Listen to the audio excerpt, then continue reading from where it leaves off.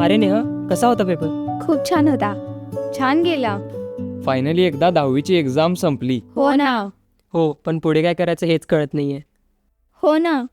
HSC घेऊ का की आणखी कोणता कोर्स करू मला पण समजत नाहीये. कोण म्हणतं की फक्त 12वीच पुढचा पर्याय आहे? अजूनही कोणते शॉर्टकट्स आहेत का यशाकडे? अरे थांबा, मी सांगते. मी आहे DKT YCP मध्ये आणि 10वी नंतर जर तुम्ही डिप्लोमा केला ना तर खूप फायदे आहेत. आणि आमच्या इथे फक्त पुस्तकी ज्ञानच नाही तर प्रॅक्टिकल आणि थिअरी नॉलेज दोन्ही दिलं जातं. आणि डिप्लोमा केल्यामुळे तुम्ही 19व्या वर्षी सुद्धा जॉबला लागू शकता. प्लस सरकारी स्कॉलरशिप्समुळे तुमच्या शिक्षणाचा खर्च सुद्धा कमी होतो. डिप्लोमा नंतर पुढे शिकता येईल का?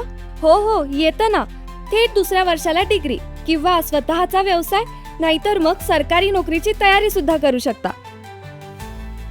पण DKT YCP मध्ये एवढं काय खास आहे? आमच्या इथं practical training, placement training, project, spoken English सगळं शिकवलं जातं.